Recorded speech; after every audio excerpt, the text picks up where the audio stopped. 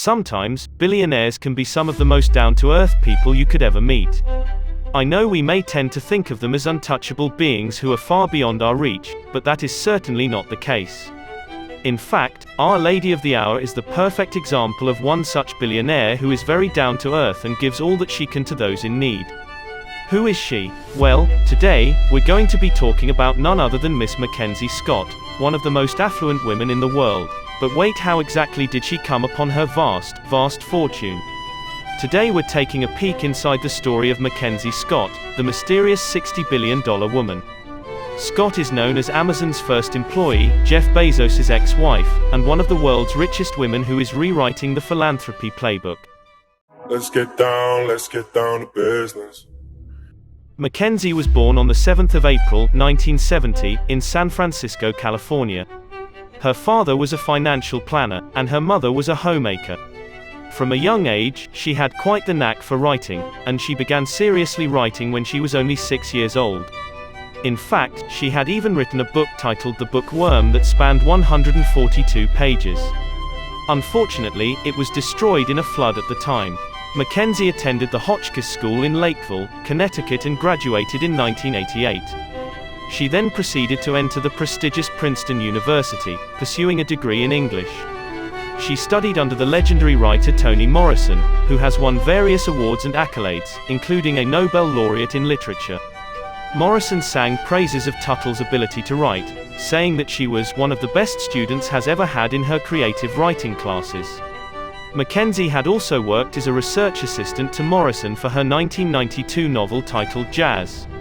Naturally, she was intent on establishing a career in writing and creating novels. Mckenzie herself has said, "I am a better person when I am writing, and I am probably a better mother because I can focus all that laser attention on these characters rather than worrying about my kids." This being said, and I'm sure you can guess, writing is not what gave her billions and billions of dollars. After graduating from Princeton and job hunting, she eventually found herself applying for a quantitative hedge fund in New York called D.E. Shaw. Scott went for a research associate position, which she decided to apply for to help her pay her bills while she was working on her own novels. It was there at the company where she met Jeff Bezos, who was the firm's vice president and was the one who conducted Mckenzie's interview. I guess sparks flew between the pair because they began dating not long after. By 1993, the pair tied the knot. In 1994, both Scott and Bezos left D.E. Shaw. They moved to Seattle, where they both started Amazon. Now, if you've watched my other video detailing how Amazon started from the bottom and worked its way to becoming one of the largest and richest companies in the world, you might remember how I said that the company began in the couple's garage.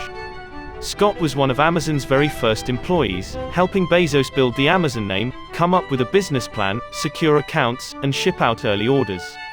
She was also the one responsible for negotiating the company's very first freight contract. It was only when Amazon began to take off that Mckenzie stepped back and became less involved in how the business was being run.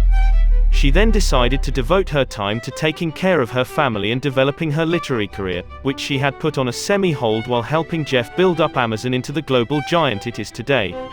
When she was able to make more time for her writing, Scott wrote her debut novel called The Testing of Luther Albright in 2005, and she won an American Book Award for it in 2006.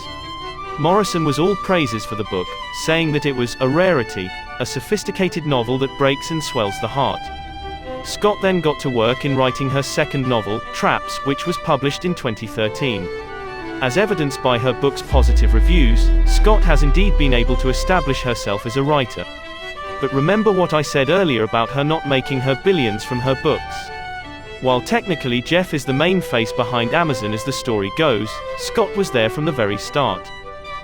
On January 9, 2019, Jeff Bezos and Mckenzie Scott announced their separation on Twitter, and they seem to have confirmed that their message had officially dissolved in early April.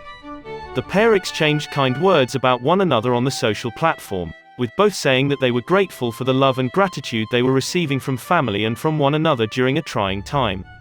However, the National Enquirer published a scathing expose the day after, detailing Jeff Bezos' affair with a woman named Lauren Sanchez. At the end of it all, their communal property divorce let Mckenzie walk away with a whopping $35.6 billion in Amazon stock, with Bezos giving her 25% of the stake in the company or 4% of Amazon as a whole.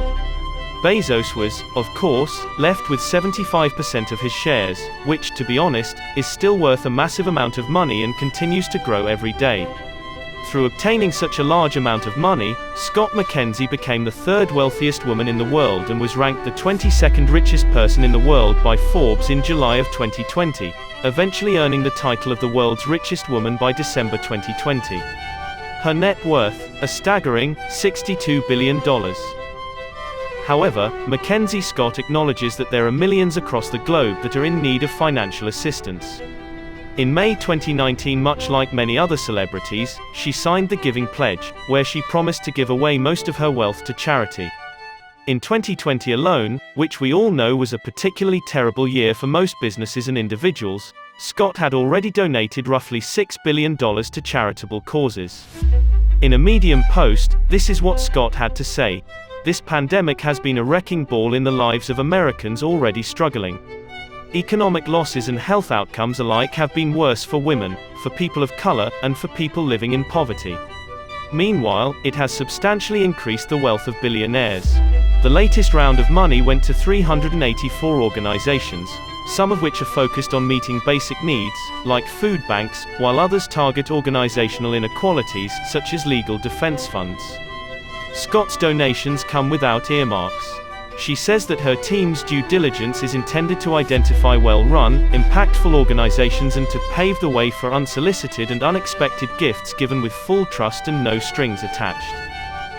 To help abate the effects of the virus and offer support, Scott has decided to give as much as she can to those in need, paying special attention to those operating in communities facing high projected food insecurity, high measures of racial inequity, high local poverty rates, and low access to philanthropic capital. The nature and rapid pace of Scott's giving are nearly unheard of in the philanthropic world. You think of all these tech fortunes, they're the great disruptors, but she's disrupting the norms around billionaire philanthropy by moving quickly, not creating a private foundation for her great-grandchildren to give the money away. Chuck Collins, director of the Program on Inequality and the Common Good at the Institute for Policy Studies, told the New York Times. With that, Scott far outpaced her ex-husband in the giving realm and rewrote the typical playbook for high-profile tech philanthropists, who often operate as if they know best not just in business, but in solving societal problems too. Their engineering or technocratic orientation to their business, their wealth creation, transfers over to their philanthropic practices, says Rob Reich, a Stanford political science professor, referring to tech superstars like Mark Zuckerberg or Bill Gates. To put it really crudely, technocratic philanthropy is a philanthropy that is done to people rather than with people. Asia's youngest billionaire is just 28 years old. Some people are born into extremely wealthy families and are destined to inherit billions of dollars when their time comes. However, this does not mean that they're not hustlers themselves.